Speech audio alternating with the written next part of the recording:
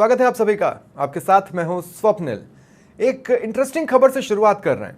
एक बड़े मंत्री जी का लेन देन चर्चाओं में आ रहा है। देखिए, पार्टी में ऊपर तक इस लेन देन की चर्चा हो रही है। मंत्री जी ने काम दिलाने के बदले करोड़ों का एडवांस लिया था, यह कहा जा रहा है। साथ ही जानकारी यह भी मिल रही है कि उस काम की मंत्री जी पहले ही सौदेबाजी कर चुके थे। अब काम नहीं मिलने पर जब पैसा लौटाने की बात सामने आई तो मंत्री जी इस बात को लेकर ठेकेदार से खासे नाराज हो गए और फिर ठेकेदार के पीछे पूरा सरकारी तंत्र लगा दिया। लेकिन ठेकेदार साहब भी कुछ कम नहीं निकले, अपनी पीड़ा लेकर पहुंच गए प्रभारी जी के पास। जब प्रभारी जी ने इस मामले पर सामने बैठकर चर्चा की तो मंत्री जी पहले तो इस पूरे मामले को साजिश बताते रहे, लेकिन जब ठेकेदार ने लेन देन के सारे सबूत सामने रख दिए तो मजबूरन मंत्री जी को लेन देन की बात स्वीकार करनी पड़ी और पैसे लौटाने का आश्वासन देना पड़ा। हालांकि अभी ठेकेदार जी के जो करोड़ों हैं वो वेट एंड वॉच मोड पर फंसे हुए हैं।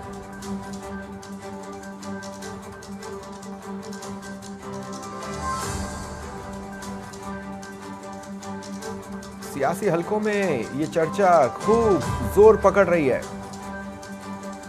पहले तो स्वीकार नहीं किया, लेकिन जब सबूत सामने रख दिए गए तो मंत्री जी को मानना पड़ा। पहले तो कहते रहे साजिश है, लेकिन सबूत आने के बाद उन्होंने यह आश्वासन दिया है कि पैसे लौटा देंगे।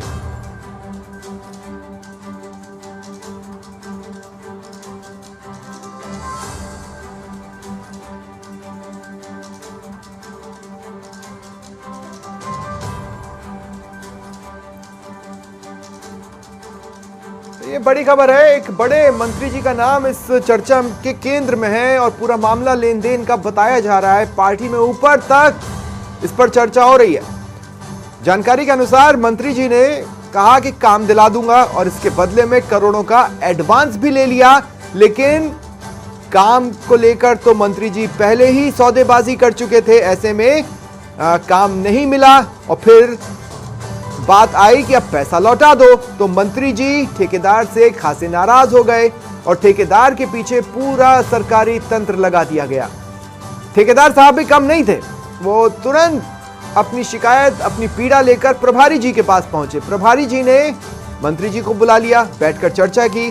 मंत्री जी प्रभारी जी के सामने बैठे थे। प्रभारी जी ने जब इस बारे में पूछा तो मंत्री जी ने कहा कि नहीं, इस तरह का कोई मामला नहीं है, ये सब एक साजिश है, साजिश में मेरा नाम घसीटा जा रहा है। लेकिन तभी ठेकेदार ने वहां पर लेन देन के सारे सबूत टेबल पर रख दिए। ये देखिए, जो मैं कह रहा हूं उसके पीछे ये तथ्य हैं। और ऐसे में मरता क्या ना करता की तर्ज पर मजबूरन मंत्री जी को ये बात स्वीकारनी पड़ी कि लेन देन तो हुआ है और आश्वासन भी देना पड़ा कि जो पैसे लिए हैं वो लौटा भी दिए जाएंगे। हालांकि ठेकेदार जी के करोड़ों वेट एंड वॉच मोड पर फंसे हुए हैं।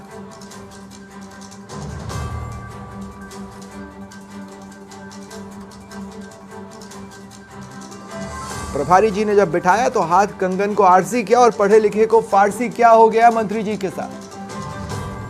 वो कह रहे थे साजिश है, लेकिन तभी धड़ से सबूत टेबल पर रख दिए गए और मंत्री जी बगले झांकने लगे। मंत्री जी को समझ नहीं आया कि जिसे वो साजिश कह रहे हैं, अब इन सबूतों के सामने अपनी बात पर कैसे टिका जाए, कैसे पल्ला झाड़ा जाए। और ऐसे में मजबूरन जब फंस गए तो मानना पड़ा कि लेन देन तो हुआ है और ये भी कहना पड़ा कि पैसे लौटा दिए जाएंगे।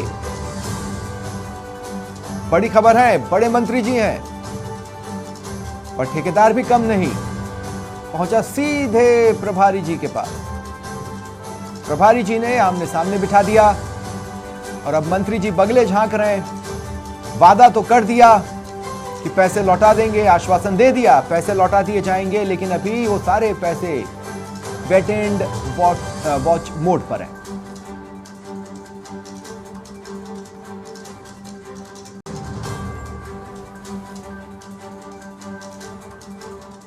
और जयपुर से बड़ी खबर है, पीएचईडी में फर्जीवाड़ा सामने आ रहा है। जेजेएम में घटिया कार्यों की पोल खुलने लगी है। अलवर में 3 फर्मों के एचडीपीई पाइप जांच में फेल हो गए। 75, 90 और 100 mm के एचडीपीई पाइप जांच में फेल हो चुके हैं। एनटीएच लैब जयपुर और श्रीराम लेबोरेटरी दिल्ली में जांच की गई, जिसमें ये पाइप टिक नहीं पाए और फेल हो गए। परीक्षा में पूरी तरह से फेल हुए हैं और इसी कारण से कहा जा रहा है जो सामग्री थी वो सही नहीं थी। पीएचईडी ने तीनों फर्मों को कारण बताओ नोटिस जारी किया है। Messrs Umardeen contractor, messrs Jeetkot ठेकेदार, messrs red diamond civil construction boring company को नोटिस जारी किए हैं। और हमारे वरिष्ठ सहयोगी जितेंद्र जी इस वक्त फोन लाइन पर जुड़ रहे हैं। जितेंद्र जी, पूरी खबर। देखिए स्वप्निल, ये पूरा मामला है अलवर जिले का, जहां पर जो जलदाय विभाग की ओर से जेजेएम का काम करवाए जा रहे थे, उनकी गुणवत्ता को लेकर शुरू से ही सवाल खड़े हो रहे थे। कई बार इसको लेकर शिकायतें भी हुई। जो वहां के सांसद थे बाबा बालकनाथ, उन्होंने भी इस मामले को उठाया था कि जेजेएम में घटिया काम हो रहे हैं। और अब जब भारी दबाव के चलते ईडी के बाद में जो एनजेजेएम की टीमें आई, जेसीबी की कार्रवाई हो रही है, तो उसके बाद विभाग के अधिकारी अपने आप को बचाने के लिए अब इसमें पाइपों के सैंपलों की जांच करवा रहे हैं। अभी पहले लोट में जब 3 कंपनियों के पाइपों की जांच हुई, उनके सैंपल उठाए गए फील्ड में से जो पाइप उन्होंने लगाए हैं उनके, तो उनमें से 3 कंपनियों के पाइप जांच में फेल हो गए। ये एचडीपी पाइप है जिनकी गुणवत्ता को लेकर शुरू से ही सवाल खड़े थे और अब वो चीज धीरे धीरे प्रमाणित हो रही है। तो कहीं ना कहीं ये कहा जा सकता है कि जो जेजेएम में फर्जीवाड़ा चल रहा था वो धीरे धीरे सामने आ रहा है। शुरू में पिछले 3 साल से जलदाय विभाग जेजेएम के अंदर जो एचडीपी पाइप लगाए जा रहे थे उनकी जांच ही नहीं करवा रहा था, न कोई सैंपल टेस्टिंग हो रही थी, तो ऐसे में गुणवत्ता सामने आने का सवाल ही नहीं था। लेकिन अब भारी दबाव के बीच में जब जलदाय विभाग ने इन पाइपों के सैंपलों की जांच शुरू की है, तो अब धीरे धीरे वो फर्जीवाड़ा सामने आ रहा है। अलवर में जब इन 3 कंपनियों के पाइप सैंपल उठाए तो तीनों ही कंपनियों के पाइप जो लगाए गए थे फिर में वो जांच में फेल हो गए। तो अब विभाग के अधिकारी जो आरटीपीपी एक्ट की प्रक्रिया है उसके तहत पहले इन कंपनियों को नोटिस जारी किए हैं। कारण बताओ नोटिस है कि आपकी कंपनी के द्वारा जो इस प्रोजेक्ट में पाइप लगाए गए हैं वो फेल हो गए, तो अब अपना जवाब इसमें दीजिए, अन्यथा आपके खिलाफ डी बार की कार्रवाई की जाएगी। आपको सूचीबद्ध रखा है उससे असूचीबद्ध किया जाएगा। तो इस मामले को लेकर अब जलदाय विभाग के अधिकारियों में भी खलबली मची हुई है। दूसरी तरफ विभाग के आला अधिकारी इस मामले को गंभीरता से लेने में जुटे हैं, क्योंकि कहीं न कहीं वो अपने आप को बचाने के लिए इन चीजों को बड़ी तेजी से आगे बढ़ा रहे हैं। जी, एक बड़ा मिशन है जिसमें एक तरह से पलिता लगाने की कोशिश है। जितेंद्र जी, मैं आपसे पूछना चाहता हूं कि अगर ये पाइप लगे रहते तो क्या होता, कितना टिकते? और दूसरा, अब अगर संतोषप्रद जवाब नहीं मिलता है तो आप बता रहे हैं कि डी बार हो जाएंगे, लेकिन वो सवाल क्या है जिनके जवाब देने हैं? देखिए सबसे बड़ी चीज है कि जो योजना है वो जेजेएम की योजना, ये प्रधानमंत्री जो नरेंद्र मोदी है उनकी सबसे महत्वाकांक्षी योजनाओं में से एक योजना है। पूरे देश में ये योजना एक साथ शुरू की गई थी, 5 साल के लिए शुरू की गई थी। और इसमें सबसे बड़ी चीज ये थी, ग्रामीण जनता जो ग्रामीण क्षेत्र के लोग हैं उनकी पेयजल समस्या को लेकर स्पेशली ग्रामीण क्षेत्र के लिए योजना शुरू की गई थी और इसके लिए स्पेशल गाइडलाइन भी बनाई गई थी कि किस मापदंडों पर काम होंगे। ये सब भारत सरकार की तरफ से जारी किए गए थे। और लेकिन राजस्थान में जो शुरू से ही जल जीवन मिशन में फर्जीवाड़ा हो रहा है उसको लेकर कई बार सांसदों ने मामले उठाए, कई बार स्थानीय विधायकों ने मामलों को उठाया, लेकिन जलदाय विभाग के अधिकारियों की शुरू से इस पूरे मामले में कोई कार्रवाई नहीं की थी। लेकिन अब इस मामले में वो कार्रवाई कर रहे हैं। तो कहीं न कहीं ये चीज है कि गुणवत्तायुक्त पाइप लगाते हैं तो योजनाएं लंबे समय तक टिकती है, चलती है, उनमें लीकेज नहीं होते, टूटती नहीं है, तो लोगों को आसानी से पानी उपलब्ध होता है। लेकिन घटिया क्वालिटी के अगर ये पाइप लगते हैं तो 2 से 3 साल में टूटने लग जाएंगे और इन योजनाओं का उन्नम इतना प्रभावित होगा कि पानी नहीं मिलेगा लोगों को, उन्नम पे मेंटेनेंस में मोटा खर्चा आएगा। इन चीजों से बचने के लिए निर्धारित मापदंडों पर पाइप लगाने जाने चाहिए, लेकिन कंपनियों द्वारा न लगाकर मोटा जो खेल किया जा रहा है, फर्जीवाड़ा किया जा रहा है, वो इस पूरे मामले को जेजेएम को फेल करने वाला मामला है। जी ठीक है, आप मेरे साथ बने रहें। अगली खबर पर भी मैं आपसे चर्चा करूंगा क्योंकि ये खबर भी एक गंभीर सवाल पीएचईडी पर खड़े कर रही है। खबर ध्यान से सुनिए।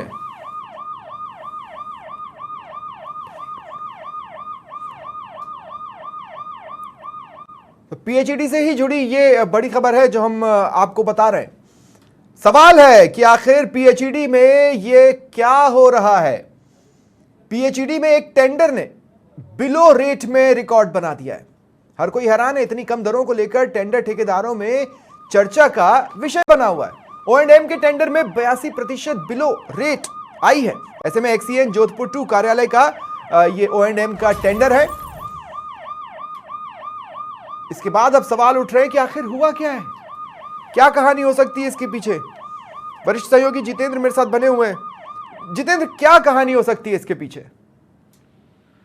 देखिए स्वप्निल, सबसे पहले तो मैं बताऊंगा कि ये ऑपरेशन एंड मेंटेनेंस का टेंडर जो उमेद सागर का 40 MLD का फिल्टर प्लांट है, उसके ऑपरेशन और मेंटेनेंस के कार्य को लेकर जोधपुर जो एक्सियन सेकंड कार्यालय है उसकी तरफ से निविदा आमंत्रित की गई थी। इस निविदा में 7 कंपनियों ने पार्टिसिपेट किया।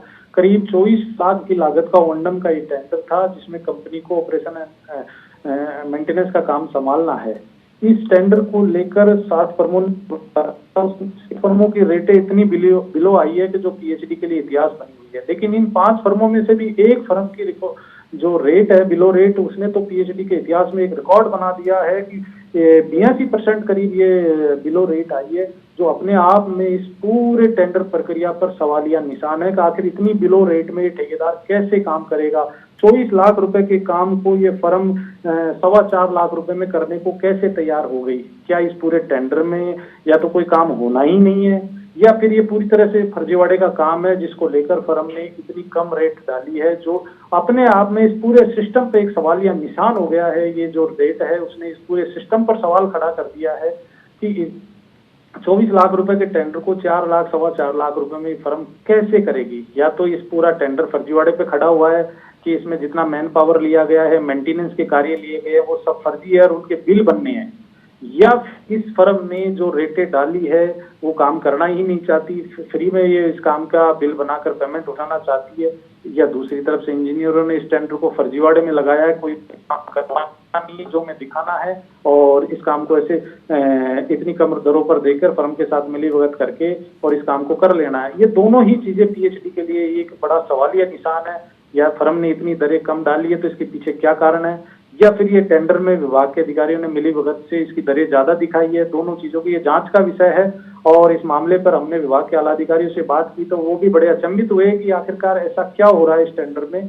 तो आने वाले दिनों में इस पूरे मामले पर जो आला अधिकारी एक्शन लेंगे उसके बाद में ये चीजें सामने निकल कर आएगी कि आखिरकार इस टेंडर में ऐसा क्या हुआ। जी, वैसे टेंडर खुलना कब है? ये टेंडर खुल गया है, उसी के बाद ये दरें आई है। और जो जिसमें 7 फर्मों ने पार्टिसिपेट किया था उसमें एक फर्म की रेट आई है वो 55.11% बिलो है, दूसरी फर्म की रेट आई है वो 60% बिलो है, तीसरी फर्म की रेट है 66.33% बिलो है, चौथी फर्म की रेट 72.01% बिलो है, लेकिन 5वीं फर्म है जो सेरा वीरू कंस्ट्रक्शन कंपनी, उसकी रेट 81.83% बिलो है, जो अपने आप में एक PhD में अब तक की जो बिलो रेट आई है उसमें एक रिकॉर्ड बनाया है इन फर्मों ने कि इतनी बिलो रेट किसी टेंडर में आज तक वनडम में आई नहीं है। 81.83 की रेट आई है, लगभग 82% कहा जा सकता है कि आखिरकार 100 रुपए के काम को कोई फर्म 18 रुपए में कैसे करेगी? बड़ा सवाल है। शुक्रिया हमारे साथ जुड़ने के लिए और तमाम बातचीत के लिए। आगामी विधानसभा चुनाव को लेकर कांग्रेस जोर शोर से तैयारियों में जुटी है। इस बीच दिल्ली से लेकर जयपुर तक बैठकों का दौर जारी है, जिसके तहत दिल्ली में कांग्रेस स्क्रीनिंग कमेटी की बैठक होनी है। इसमें कांग्रेस के कद्दावर नेता शामिल हो रहे हैं। सूबे के मुखिया CM अशोक गहलोत भी बैठक में शामिल होने दिल्ली पहुंचे। इस दौरान PCC चीफ डोटासरा उनके साथ रहे। बता दें, बैठक में कांग्रेस की पहली लिस्ट समेत अन्य मुद्दों पर मंथन होगा। वहीं अब 17 अक्टूबर को CEC की बैठक होगी। इधर दिल्ली में चल रहे सियासी मंथन पर प्रत्याशियों की भी नजर है।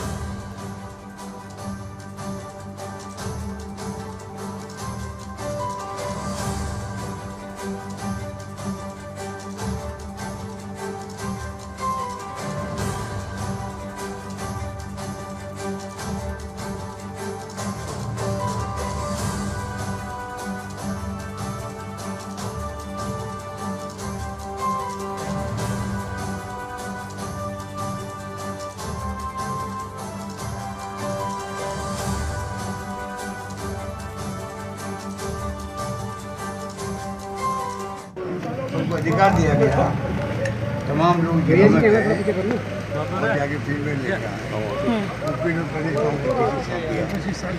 कल अध्यक्ष जी ने सबको कहा। इसके अलावा भी कि आप जाके इसके अलावा या पीछे गाड़ी से उतर रहे थे सीटों पर देना चाहें, आप अपना मत देना चाहें या चला जाना चाहें, अब आराम से दिल्ली आके दे सकते हैं। कमेटी के मुझसे जो अच्छे मैंने भी दे सकते हैं या जमीन का ने कहा ना रात में 9 बजे मेरे पास मैं आपकी वो क्यों भावना पहुँचा दूँगा। काफ़ी लंबे के बाद में प्रदेश कांग्रेस के अंदर जो इलेक्शन कमेटी होती है हमारी, उनको बिल्कुल सबको अधिकार दिया गया। तमाम लोग जिलों में गए और जाके फीडबैक लेके आए। वो फीडबैक प्रदेश कांग्रेस अध्यक्ष को सौंप दिया। कल अध्यक्ष जी ने सबको कहा, इसके अलावा भी जहाँ आप जाके जिलों में, उसके अलावा क्योंकि आप पीछे मेंबर हैं, जिन सीटों पे देना चाहें आप अपना मत देना चाहें या सलाह देना चाहें, अब आराम से दिल्ली आके दे सकते हैं। कमेटी के मिस्टर गौरव गोगोई जो चेयरमैन, उनको दे सकते हैं, या अध्यक्ष जी ने कहा ना रात को 9 बजे तो मेरे पास भेज दो, तो मैं आपकी वो भावना पहुंचा दूंगा स्क्रीनिंग कमेटी चेयरमैन के पास में। तो इस प्रकार की सेंट्रलाइज करके काम हो रहा है, बहुत स्मूथली काम हो रहा है। तो जो रिपोर्ट आई है, सर्वे फीडबैक आए हैं, उसके आधार प्योरली उसके आधार पर टिकट मिलेंगे, ये मैं कह सकता हूँ।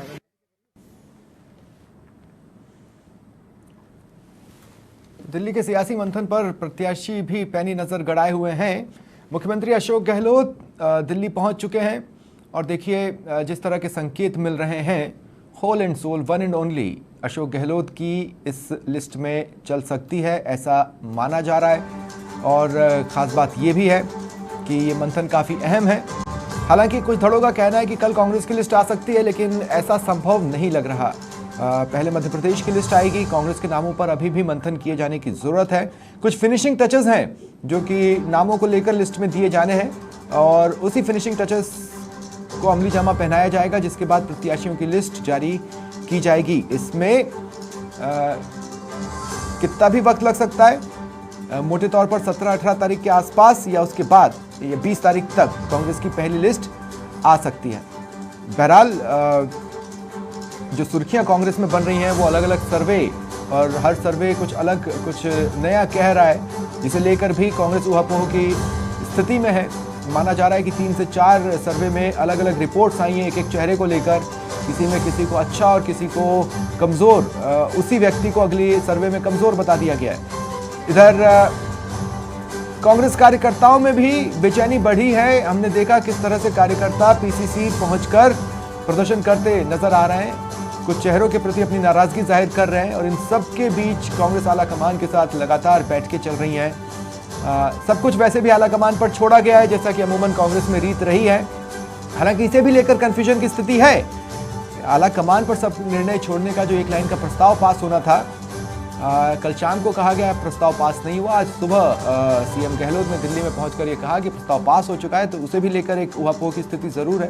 बहरहाल वो होता भी या प्रस्ताव पास हो या ना हो, उससे कोई खास अंतर इसलिए नहीं पड़ता क्योंकि रूटीन में आला कमान ही इस तरह के सारे फैसले लेते हैं।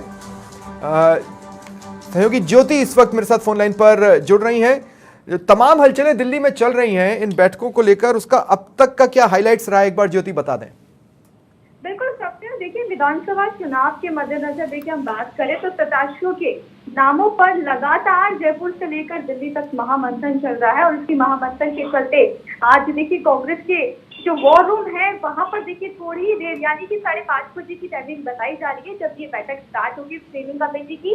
और इस कमेटी में देखिए शामिल होने के लिए सीएम अशोक गहलोत अब से थोड़ी देर पहले ही दिल्ली पहुंच चुके हैं। उनके साथ पीसीसी चीफ गोविंद सिंह डोटासरा भी पहुंचे हुए हैं। वहीं देखिए एक खबर ये भी निकल के आ रही है स्वप्निल की, जहां एक तरफ जोधपुर हाउस के बाहर जो टिकट मांगने वाले जो लोग हैं उनका जमावड़ा लगा हुआ है, वहीं दूसरी तरफ ठीक अभी थोड़ी ही देर पहले जोधपुर हाउस से गोविंद सिंह डोटासरा निकले हैं, यहाँ से रवाना हुए हैं। और खबर ये मिल रही है स्वप्निल की डोटासरा जो है वो केसी वेणुगोपाल के आवास पहुंच सकते हैं और वहां पर इस स्क्रीनिंग कमेटी से पहले किसी वेणुगोपाल से मुलाकात कर सकते हैं या फिर रंधावा से भी मुलाकात कर सकते हैं। मुलाकातों का सिलसिला देखिए लगातार जारी है। उस मुलाकात के बीच में जो अभी मौजूदा जो विधायक है उनके टिकट कटने की भी खबर सामने आ रही है, और ऐसे में जो जिताऊ उम्मीदवार है उन्हीं उम्मीदवार को टिकट दिया जाएगा। और किसका टिकट कटता है और कौन से नए चेहरे होंगे, क्योंकि माना यह जा रहा है कि यूथ कांग्रेस ने भी देखिए 13 टिकट जो है वो मांगे हैं, और ऐसे में नए चेहरे देखने को मिल सकते हैं। उसमें से महिलाएं भी शामिल है। कौन से वो नए चेहरे होंगे ये देखने वाली बात होगी सबसे। नहीं तो जो मंथन चल रहा है उसमें पहले किन सीटों को शुमार रखा गया है? उन सीटों को जिनको कांग्रेस सेफ मानकर चल रही है, या बीजेपी की तरह उन सीटों को जहां पर पिछली बार अच्छा प्रदर्शन नहीं कर पाए? बिल्कुल स्वप्निल, देखिए अभी तक हम बात करें तो अभी तक जो रिपोर्ट बनाई गई है और जो पहली लिस्ट जो जारी की जाएगी कांग्रेस की तरफ से, उस लिस्ट में वो सीटें होंगी जिन सीटों पर एक से ज्यादा कोई उम्मीदवार नहीं है और जो सेफ सीटें हैं। जैसे कि बात करें सीएम अशोक गहलोत की सीट की बात, सचिन पायलट की बात, गोविंद सिंह डोटासरा की सीट की बात करें तो देखिए ऐसी कई सीटें हैं, 50 से ज्यादा सीटें ऐसी बताई जा रही है जिस सीटों पर एक से ज्यादा उम्मीदवार नहीं है और जो कि एकदम सेफ सीट है। पहले वो जो लिस्ट होगी उन्हीं लिस्ट पर मंथन जो है वो लगातार जारी है। अब थोड़ी देर में इस रिपोर्ट पे एक अंतिम मोहर लग जाएगी और फिर जब सीईसी की बैठक होगी उस बैठक के बाद ये लिस्ट देखिए फाइनली जो है वो सबके सामने रख दी जाएगी। सबके नहीं तो ज्योति, जो आप कह रही हैं उसके लिहाज से आज देर रात या कल सुबह तक लिस्ट आ सकती है, जबकि लग ऐसा रहा है स्क्रीनिंग कमेटी की भी बैठक अभी बाकी है। ऐसे में ये लिस्ट 18 तक जाए, क्योंकि मुख्यमंत्री गहलोत पिछले दिल्ली दौरे में तो यही संकेत देकर गए। बिल्कुल, देखिए पिछले दौरे की बात करें तो सीएम अशोक गहलोत ने संकेत दे दिया था कि 18 के बाद लिस्ट आ जाएगी और बिल्कुल ऐसा हो सकता है क्योंकि देखिए 17 तारीख की सीईसी की बैठक है। हाँ। और 17 तारीख की रात को या फिर 18 तारीख की सुबह तक लिस्ट जो है वो जारी हो सकती है सॉफ्टवेयर। तो आज जो बैठक होनी है उसका क्लियर एजेंडा सिर्फ राजस्थान है या और भी चीजें हैं? सिर्फ राजस्थान है स्वप्निल, क्योंकि राजस्थान में देखिए अभी तक जो कल जयपुर में बैठक हुई है उसमें एक रिपोर्ट बना ली गई है। उस रिपोर्ट पर आज फाइनल डिस्कशन किया जाएगा और जो उम्मीदवारों की पूरी लिस्ट है एक फाइनल डिस्कशन किया जाएगा। उसके बाद देखिए जब सीईसी की बैठक होगी तब वो आलाकमान के सामने उस लिस्ट को रखा जाएगा और उसके बाद ही देखिए इस लिस्ट को सबके सामने रखा जाएगा। अब आप कह रही हैं कि जोधपुर हाउस के बाहर कई लोगों का जमावड़ा लगा है, जो टिकटार्थी हैं, जो टिकट की अपेक्षा लेकर पहुंचे, उनका जमावड़ा लगा है। क्या आप बता सकती हैं मोटे तौर पर किस किस क्षेत्र से ये लोग पहुंचे हैं या किसके समर्थन के लिए पहुंचे हैं? और दूसरी बात, क्या आलाकमान तक ये बात पहुंची है कि कल प्रदेश में सिटिंग एमएलएस के खिलाफ नाराजगी पीसीसी के बाहर देखने को मिली? बिल्कुल, देखिए स्वप्निल, सूत्र ये बता रहे हैं कि कल जो जयपुर में जिस तरीके की तस्वीरें सामने को देखने को मिली है वो जो खबर है देखिए वो आलाकमान तक पहुंच चुकी है। फिलहाल जोधपुर हाउस की बात करें तो देखिए अलग अलग क्षेत्रों से यहाँ पर लोग पहुंचे हुए हैं तो सीएम अशोक गहलोत से मिलना चाहते हैं और जैसे ही एयरपोर्ट से जोधपुर हाउस जब पहुंचे थे सीएम ने इन सभी जो टिकट मांगने वाले लोग हैं उन सभी से मुलाकात करी, 1 to 1, और मुलाकात के बाद ही देखिए वो जोधपुर हाउस में गए हैं। अब ऐसे में अभी भी ये जमावड़ा लगा हुआ है, हर कोई चाहता है कि लिस्ट में उनका नाम शामिल हो। कई जगहों से ये देखिए आए हुए बात करें, हम स्पीकर की बात करें और भी जगहों की बात करें क्षेत्रों से, तो अलग अलग क्षेत्र से टिकट मांगने वालों का जमावड़ा देखिए ना सिर्फ इस वक्त जोधपुर हाउस पे देखने को मिल रहा है बल्कि कांग्रेस हेडक्वार्टर पर भी देखने को मिल रहा है। ठीक है, आप नजर बनाकर रखें। फिलहाल तमाम जानकारी के लिए शुक्रिया। और इधर भाजपा में बवाल नहीं थम रहा है। कोटपुतली से मुकेश गोयल के समर्थक भाजपा प्रदेश मुख्यालय पहुंचे और मुकेश गोयल का टिकट कटने से ये समर्थक काफी नाराज हैं। उन्होंने जमकर नारेबाजी की है। साथ ही उन्होंने ये भी चेतावनी दी कि अगर उनकी बात नहीं सुनी गई तो एक साथ पार्टी से इस्तीफा दे देंगे। कोटपुतली से इस बार बीजेपी ने हंसराज पटेल को प्रत्याशी बनाया है, जिससे मुकेश गोयल समर्थक खासे नाराज हैं और उन्होंने अपनी नाराजगी भाजपा प्रदेश मुख्यालय पहुंचकर जाहिर भी की है।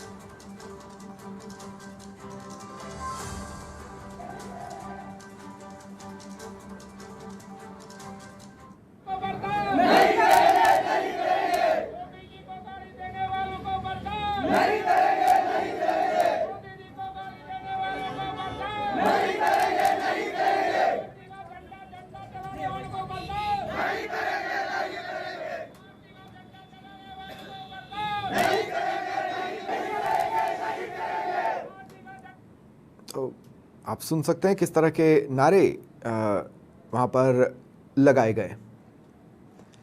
और ज़्यादा जानकारी के लिए बात करेंगे सहयोगी पिंटू सिंह से। पिंटू, जो तस्वीरें कल हमने पीसीसी के बाहर कांग्रेस के भीतर की देखी, वो प्रदेश मुख्यालय पर तो बीते कई दिनों से हम देख ही रहे हैं भाजपा के। जी प्रदेश बीजेपी के प्रदेश मुख्यालय पे बीते कई दिनों से इस तरह की तस्वीरें बेहद आम हो चली हैं। देखिए स्वप्निल, जब से बीजेपी प्रत्याशियों की पहली सूची जारी हुई है उसके बाद से लगातार बीजेपी में बवाल शुरू हो चुका है और बवाल अब थमने का नाम नहीं ले रहा है। हालांकि बीजेपी तमाम तरीके से डैमेज कंट्रोल में जुटी है, बड़े नेता कोशिश कर रहे हैं, लेकिन अब तक एक भी ऐसी बीजेपी के लिए शुक्र तस्वीर नहीं आई है जिसमें नाराज कार्यकर्ताओं ने पार्टी की बात मानी हो या उन्होंने विरोध करना छोड़ दिया हो। कल महेंद्र यादव जिनका टिकट कटा बानसूर से, उन्होंने बहुत जबरदस्त तरीके से विरोध किया और आक्रोशित के कार्यकर्ता बीजेपी ऑफिस में घुस गए। बीजेपी मुख्यालय में जो मेन गेट है उस पर ताला लगा दिया गया है, बैरिकेड लगाकर वहां पर 24 घंटे के लिए वहां जो पुलिसकर्मी है वो सुरक्षा के लिए तैनात रहते हैं। और आज भी कोटपुतली से जो मुकेश गोयल है उनका इस बार टिकट कट गया, वो उनके समर्थक बड़ी तादाद में आज भाजपा मुख्यालय पहुंचे, नारेबाजी की और उन्होंने अपने इस्तीफों की पेशकश की। कई ऐसे हैं उनमें जो पार्षद है, नगर पालिका में जो वहां पर नेता प्रतिपक्ष है प्रमोद सैनी, उन सब लोगों ने इस्तीफे की चेतावनी संगठन को दी कि जब तक तो बीजेपी ने जो डैमेज कंट्रोल के लिए कमेटी बनाई है उसके किसी चेहरे ने बाहर आकर इनसे मिलने की कोशिश नहीं की, या वो चेहरे यहां थे ही नहीं? पिंटू जी पिंटू, मैं ये कह रहा हूं कि बीजेपी ने डैमेज कंट्रोल के लिए जो जिन चेहरों को नियुक्त किया है उनमें से चेहरे वहां पर थे नहीं। अगर थे तो क्या उन्होंने बाहर आकर इनमें से किसी से भी मुलाकात की कोशिश की? अभी तक ऐसा कोई बात देखने को नहीं मिल रही है। जब कल कोर कमेटी की बैठक चल रही थी, तमाम बड़े नेता बीजेपी ऑफिस में मौजूद थे, बावजूद इसके किसी भी कार्यकर्ता से जो वहां पर नारेबाजी कर रहे थे, नाराज थे, उनसे मिलने कोई वहां पर नहीं आया। और जो बड़े नेता है उनका पार्टी ऑफिस में आना जाना कम हो गया। और कल जब कोर कमेटी की बैठक थी वो पहुंचे तो पार्टी मुख्यालय का जो पीछे वाला गेट है उसी से पूर्व मुख्यमंत्री वसुंधरा राजे बाहर निकली, उसी से तमाम बड़े नेता बाहर निकले। वो किसी से बात करते हुए नजर नहीं आ रहे हैं। झोटवाड़ा में आप सिंह सुरपुरा जो बीजेपी के कार्यकर्ता है, नेता है, वो टिकट मांग रहे थे, उनको टिकट नहीं मिला तो वो कहीं ना कहीं बगावती तेवर आज उन्होंने अपना शक्ति प्रदर्शन किया। दूसरी तरफ राजपाल सिंह शेखावत के समर्थक नाराज है और कमोबेश सभी 41 सीटों पर ऐसी ही तस्वीरें आ रही है। लेकिन बीजेपी पूरी तरीके से, क्योंकि अब सेकंड लिस्ट आने की बात सामने हो रही है कि 1-2 दिन में हो सकता है कि बीजेपी की दूसरी सूची आ जाए, लेकिन अभी तक बवाल थमने का नाम नहीं ले पा रही है। और जो डैमेज कंट्रोल की जिन लोगों को जिम्मेदारी दी गई है वो इसमें अभी तक सफलता हासिल नहीं कर पा रहे हैं। तमाम जो बवाल उसको थामने में कामयाब नहीं हो पा रहे हैं और लगातार अब बीजेपी में बवाल बढ़ता जा रहा है, नाराजगी बढ़ती आ रही है। कार्यकर्ताओं की नाराजगी के बीच बीजेपी को कहीं ना कहीं चुनौती का सामना करना पड़ सकता है और इसके लिए अब इनको एक नई रणनीति के तहत इनको मनाने की कवायद शुरू करनी पड़ेगी। लेकिन फिलहाल अगर बात की जाए बीजेपी ऑफिस की तो वहां पर डेरा डाल रखे हैं कई कार्यकर्ता दूर दूर से जो नाराज हैं, जिनके समर्थक हैं नेताओं के, वो यहीं पर देर रात तक डेरा डाले हुए हैं, हाथों में तख्तियां लेकर बैठे हैं और उनसे मिलने वाला कोई नेता उनके पास। शुक्रिया पिंटू, तमाम जानकारी के लिए आप नजर बनाए रखें। 14 अक्टूबर को विश्व मानक दिवस के रूप में मनाया जाता है। इसके तहत भारतीय मानक ब्यूरो जयपुर शाखा की ओर से मानक महोत्सव का आयोजन किया गया।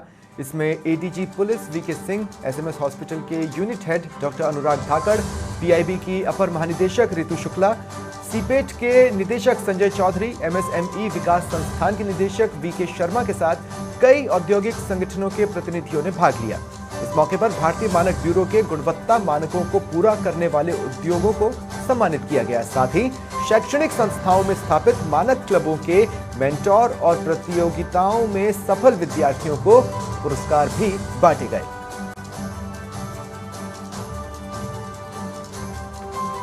देखिए, आप जानते होंगे कि BIS हमारा नेशनल स्टैंडर्ड्स बॉडी है जो भारत देश का है, और जो अंतर्राष्ट्रीय मानकीकरण संस्थाएं हैं ISO, IEC, इनका संस्थापक सदस्य भी है।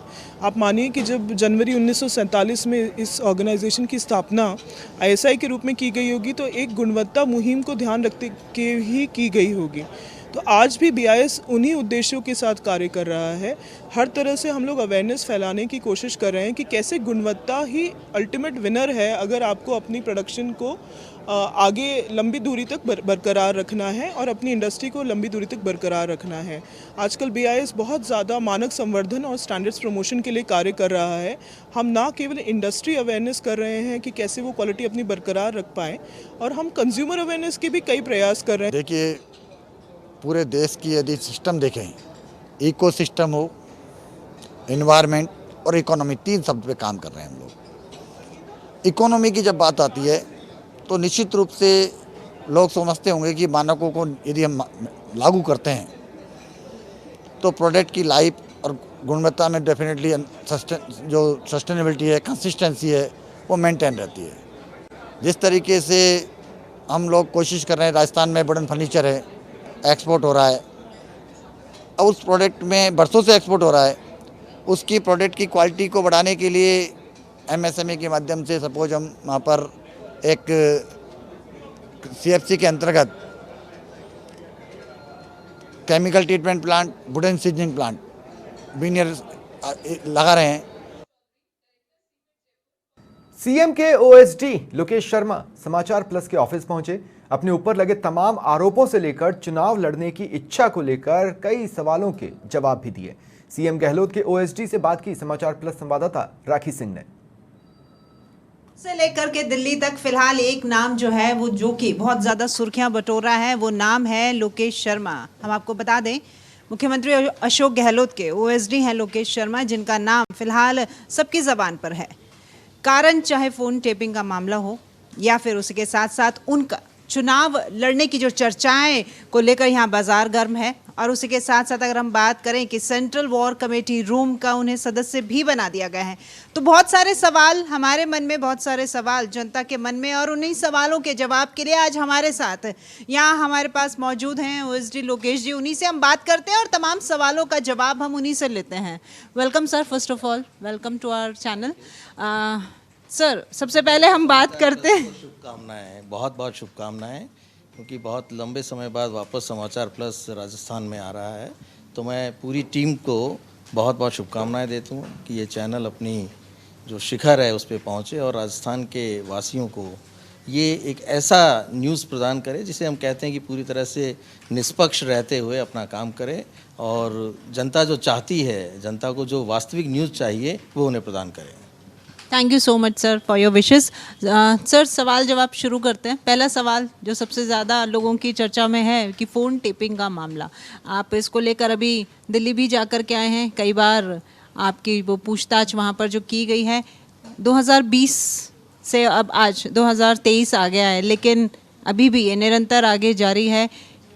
क्या था ये मामला और कहाँ आप खुद को देख पा रहे हैं अभी? देखिए, सीधे तौर पर जो बार बार ये आरोप लगाया जाता है कि फ़ोन टेपिंग की मैंने हमेशा से इन्हें खारिज किया है कि फ़ोन टेपिंग से मेरा कोई लेना देना नहीं है।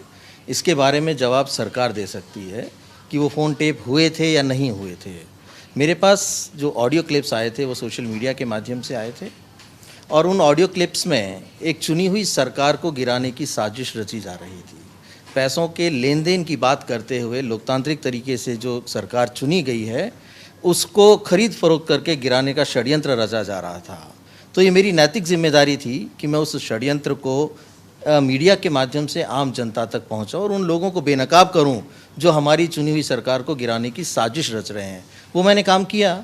मैंने अपनी जिम्मेदारी का निर्वहन करते हुए मीडिया के माध्यम से उन ऑडियो क्लिप्स को सभी लोगों तक पहुँचाया और इस बात से सभी वाकिफ़ हैं कि अगले दिन जब वो ऑडियो सर्कुलेट हो गए, उसके बाद जो लोग भी इस पूरे के पूरे षड्यंत्र में शामिल थे उनको बैकआउट होना पड़ा। सरकार ने एसओजी के माध्यम से या एसीबी के माध्यम से जो भी केसेस वगैरह दर्ज करवाए, आगे का घटनाक्रम पूरे प्रदेशवासियों को पता है कि किस तरह से वो चेहरे बेनकाब हुए जो इस षड्यंत्र में शामिल थे। तो मैंने सीधे तौर पर ये कहा कि फ़ोन टेपिंग से मेरा कोई लेना देना नहीं है। ऑडियो सर्कुलेट किए ये मैंने पहले दिन भी स्वीकार किया था और आज भी स्वीकार कर रहा हूँ कि प्रदेश के हित में, जनता के हित में मैंने ऑडियोज़ को सर्कुलेट किया। मैंने कभी ये नहीं कहा कि इसमें आवाज़ किसकी है। मैंने सिर्फ़ और सिर्फ ऑडियोज़ को सर्कुलेट किया। ये काम जांच एजेंसीज़ का था कि वो तय करें इन ऑडियो क्लिप्स में जो वार्तालाप है उसमें वॉइस किसकी है। लेकिन बड़े दुर्भाग्य की बात है कि लगभग 8 महीने बाद प्रदेश से चुने हुए सांसद जो वर्तमान में केंद्रीय मंत्री हैं गजेंद्र सिंह शेखावत जी, उनको ये महसूस हुआ कि उनकी छवि को धूमिल करने का प्रयास किया जा रहा है। तो उन्होंने मार्च 2021 में, यानी घटना के लगभग 8 साढ़े 8 महीने बाद, उन्होंने दिल्ली में एक एफआईआर दर्ज करवाई और उस एफआईआर में बहुत सीधे तौर पर ये लिखा गया कि हमारे टेलीफोनिक कन्वर्सेशन को इल्लीगली इंटरसेप्ट करके सर्कुलेट किया गया। तो यहाँ 2 तरह की बातें होगी।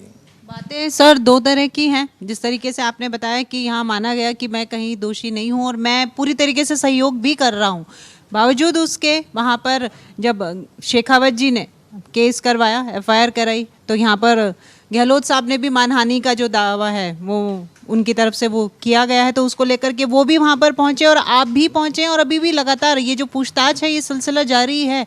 तो क्या लगता है कितना और आगे बढ़ेगा और कब थमेगा ये सिलसिला? पूरी तरह से राजनीति से प्रेरित मामला लगता है, क्योंकि देखिए, मैंने आपको कहा कि घटनाक्रम था 2020 का, इसमें एफआईआर दर्ज हुई 2021 में, और उसके बाद से लगातार जितनी बार भी क्राइम ब्रांच ने मुझे बुलाया, मैंने हर बार वहाँ व्यक्तिगत अपनी उपस्थिति दी, और अगर किसी वजह से नहीं जा पाया तो मैंने लिखित में अपना जवाब भेजा। मुझे अभी तक 9 बार नोटिस दिए जा चुके हैं।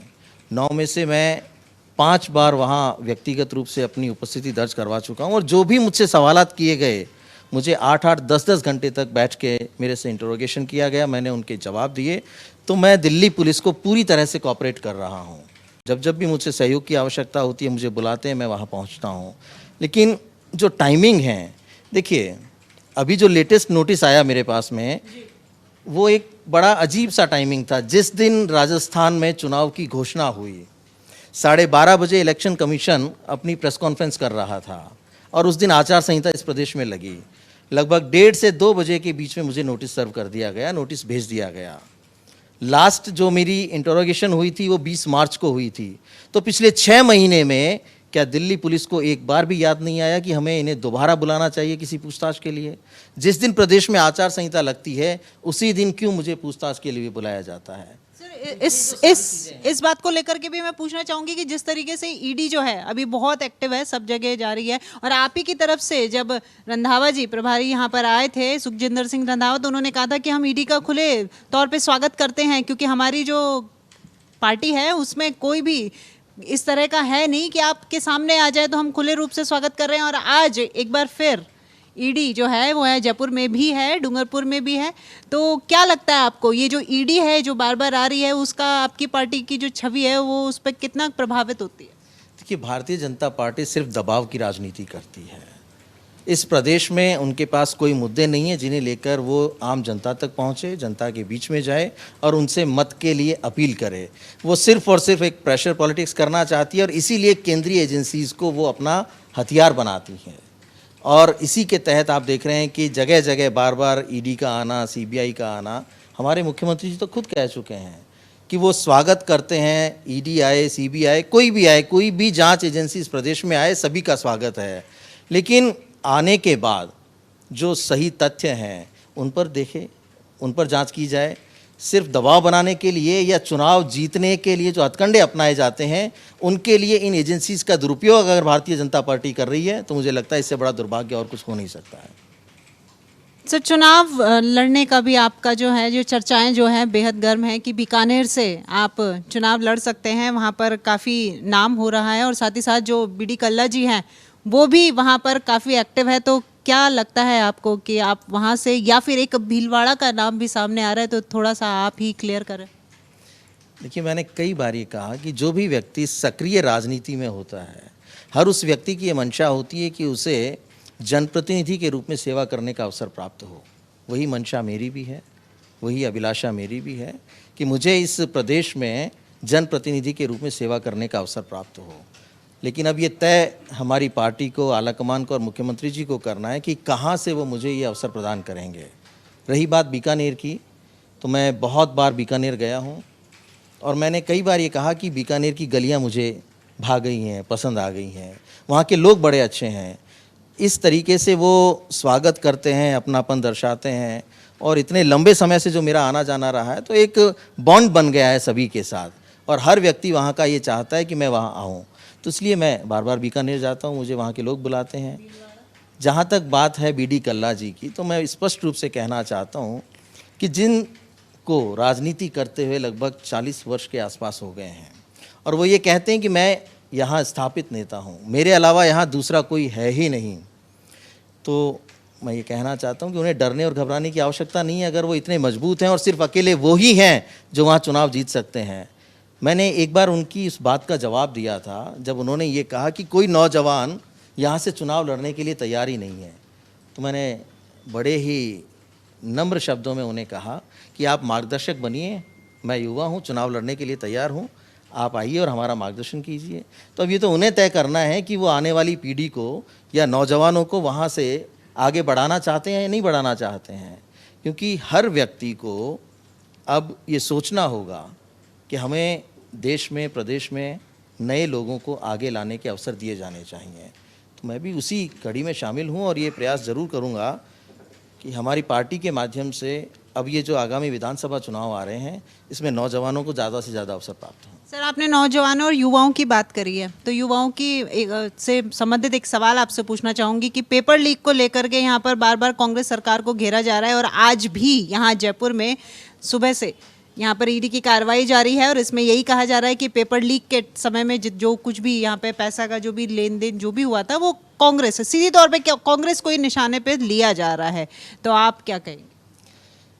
देखिए, हम सभी इस बात को जानते हैं कि किसी भी प्रदेश में, ज़रूरी नहीं राजस्थान हो, देश के किसी भी राज्य में कोई घटना अगर होती है तो उस घटना के पीछे सीधे तौर पर सरकार की जिम्मेदारी नहीं होती। घटनाएं किसी भी रूप में हो सकती हैं, कहीं भी हो सकती हैं, लेकिन देखने वाली बात ये होती है कि घटना होने के बाद कार्रवाई की जाती है या नहीं की जाती है। घटनाएं कहीं भी होती हैं, अगर हमने त्वरित कार्रवाई नहीं की हुई होती तब ये आरोप सीधे तौर पर सरकार पर लगता कि सरकार की मंशा नहीं है, जो लोग इस कृत्य में शामिल हैं या जिन्होंने इन घटनाओं को अंजाम दिया है उनके ऊपर कोई कार्रवाई नहीं होती, तो हमारी मंशा पर सवाल उठना स्वाभाविक था, लाजमी था। लेकिन हर व्यक्ति प्रदेश का जानता है कि जिस तरह से जो लोग आरोपी हैं उनके ऑफिसेज में, उनके घरों पे चाहे बुलडोजर चला के कार्रवाई की गई हो या उनको आगे के लिए प्रतिबंधित किया गया हो, ये तमाम कार्रवाई प्रदेश की सरकार ने ही तो की है और कांग्रेस की सरकार है। तो ये जो लोग विपक्ष के हैं, इस तरह के मुद्दे उछालते हैं कि पेपर लीक हो रहे हैं, पेपर लीक हो रहे हैं, तो ये पूरे देश भर की समस्या है। मात्र राजस्थान में पेपर लीक नहीं हुए हैं, पेपर लीक होने के बाद उस पर कार्रवाई होना और आरोपियों को कठोर से कठोर दंड देना, ये हमारी प्राथमिकता रही है और हमने उसको पूरी तरह से निभाया है। बाकी तो ये आरोप लगाते रहें, उससे कोई फर्क पड़ने वाला। राजनीति है, चाहे आरोप हो चाहे प्रत्यारोप हो।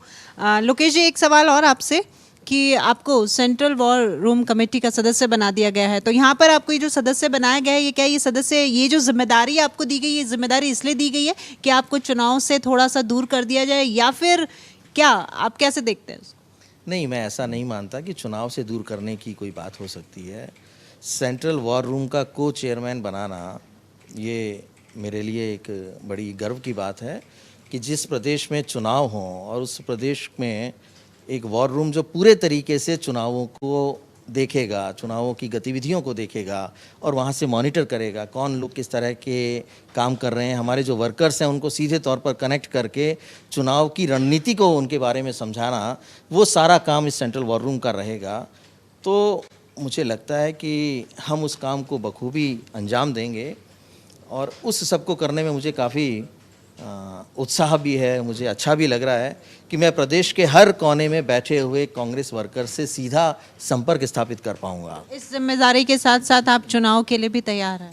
चुनाव के लिए इसी तरह से तैयार हूं, जहां से भी आला कमान, हमारा संगठन और मुख्यमंत्री जी मुझे आदेश करेंगे या जहां से भी उचित समझेंगे, मैं वहां से चुनाव में अपनी किस्मत आजमाने को पूरी तरह से तैयार हूँ। ERCP का जो मुद्दा है वो काफ़ी ज़ोर पकड़ रहा है, क्योंकि ये जो मुद्दा है आप ही की तरफ से कहा जा रहा है कि ये बीजेपी की तरफ से हालांकि शुरुआत की गई थी, लेकिन जब कांग्रेस कोई भी सरकार आती है तो उस योजना को बंद कर देती है। सिर्फ एक हम ही हैं जो इस मुद्दे को आगे ले जा रहे हैं। 13 जिले जो है वो लाभान्वित होंगे। तो फिलहाल 16 अक्टूबर को ये जो यात्रा निकाली जाएगी उसको लेकर के क्या किस तरह से कार्यक्रम रहेंगे? देखिए, पूर्वी राजस्थान का एक बहुत बड़ा मुद्दा है ERCP, जिसके लिए प्रधानमंत्री जी ने स्वयं 2 बार राजस्थान में जब आए तो उन्होंने इसकी बात कही और इसे राष्ट्रीय परियोजना घोषित किया जाना था। हमारी मांग लगातार यही रही कि प्रधानमंत्री जी, आप 2 बार राजस्थान आए, दोनों बार आपने इस परियोजना के बारे में बात की, लेकिन इसे राष्ट्रीय परियोजना आज तक घोषित नहीं किया। ये पूर्वी राजस्थान वासियों के साथ बहुत बड़ा धोखा किया है। तो इसलिए कांग्रेस पूर्वी राजस्थान के हर जिले में पहुंचकर ERCP के ऊपर जगह जगह सभाएं करेगी। 16 अक्टूबर से हमारी ये जो जनसभाएं हैं वो शुरू हो रही हैं। पहली सभा हम 12 में करेंगे, उसके बाद अलग अलग जगह के हमारे ये कार्यक्रम हैं, लेकिन पूर्वी राजस्थान के 13 जिले जो सीधे तौर पर इस परियोजना से जुड़े हुए हैं या जो उनसे इफेक्टेड होते हैं, उन जगह पर पहुंचकर कांग्रेस का वर्कर ये बताएगा कि ERCP जैसे मुद्दे पर भी भारतीय जनता पार्टी ने इन लोगों का या प्रदेशवासियों का साथ नहीं दिया और अपनी बात से मुकर गए। अब हम बात करते हैं गहलोत सरकार द्वारा चलाई गई योजनाएं हैं, योजनाओं का जो लाभ है वो यहाँ जनता को मिल रहा है और बहुत सारी योजनाएं लेकर के आए हैं। तो क्या लगता है कि अब ये जो चुनाव हो रहे हैं ये खाली हम सिर्फ और सिर्फ इन योजनाओं के दम पर हम जीतेंगे, या किस तरह से आप देखते हैं इन चुनावों को लेकर और योजनाओं का क्या प्रभाव? राजस्थान इस प्रदेश में एकमात्र राज्य है जहां सामाजिक सुरक्षा की इतनी सारी योजनाएं चलाई जा रही हैं और इन योजनाओं के माध्यम से ही जो गरीब व्यक्ति है, आम व्यक्ति है, वो ये महसूस करता है कि सरकार नाम की कोई चीज़ है जो हमारे साथ खड़ी है, हमारे सहयोग के लिए खड़ी है। तो निश्चित तौर पर माननीय मुख्यमंत्री जी और प्रदेश की कांग्रेस सरकार ने जनहित की जितनी कल्याणकारी योजनाएं चलाई हैं वो हमारी यूएसपी है। उन्हीं के दम पर हम इस प्रदेश में चुनावों में उतर रहे हैं और हर व्यक्ति को, क्योंकि कोई ऐसा वर्ग नहीं छोड़ा जिसके लिए सीधे तौर पर माननीय मुख्यमंत्री जी ने योजनाओं को लागू नहीं किया हो। देखिए, हर व्यक्ति के जीवन में दो क्षेत्र सबसे महत्वपूर्ण होते हैं, शिक्षा और चिकित्सा। दोनों को पूरी तरह से उस बारे में चिंता करने के लिए आम व्यक्ति को मुक्त कर दिया, पूरी तरह से निःशुल्क कर दी गई शिक्षा भी और चिकित्सा भी। तो जो व्यक्ति 24 घंटे अपने प्रदेशवासियों के बारे में सोचता हो, जो आम जनता के कल्याण के लिए लगातार प्रयासरत रहता हो और जिन्होंने ऐसी योजनाएं चलाई हैं कि आप किसी भी घर में चले जाइए, कोई ना कोई किसी ना किसी योजना का लाभार्थी ज़रूर होगा।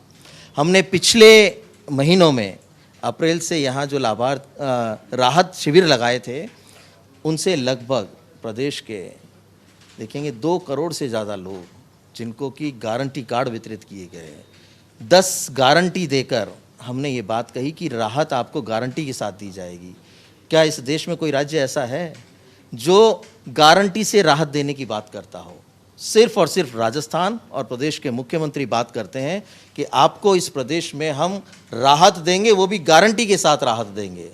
तो जहां इतनी अच्छी योजनाएं चल रही हों, हर व्यक्ति कांग्रेस का उत्साहित है, गांव-गांव तक पहुंच रहा है, ढानी तक पहुंच रहा है और इन योजनाओं के बलबूते पर आम जनता को बता रहा है कि प्रदेश की सरकार ने जनहित के लिए कितने काम किए हैं। निश्चित तौर पर मुझे इस बात का पूरा भरोसा है कि 2023 में राजस्थान में कांग्रेस अपनी बहुत अच्छे तरीके से वापसी करेगी। तो ये मौजूद हैं हमारे साथ में ओएसडी लोकेश शर्मा, जिनका कहना है कि जिस तरीके से यहाँ पर ईडी इनसे सवाल जवाब करती है, इन्हें बार बार दिल्ली बुलाया जाता है, तो ये पूर्ण रूप से पहले भी वहाँ पर सहयोग करते थे और अभी भी ये सहयोग कर रहे हैं। और क्योंकि ये कहते हैं कि जब निर्दोष होते हैं तो निर्दोष बिल्कुल सहयोग करने के लिए हमेशा तत्पर रहते हैं, इसकी इन्हें चिंता नहीं। और साथ ही साथ अगर बात की जाए इनके चुनावी दौर की, तो चुनाव लड़ने के लिए बिल्कुल ये तैयार हैं। जैसा कि आला कमान इनको फैसला सुनाती है उसके हिसाब से ये बिल्कुल चुनाव के लिए तत्पर है। तो वीडियो जर्नलिस्ट विपिन शर्मा के साथ में मैं राखी सिंह, समाचार प्लस जयपुर।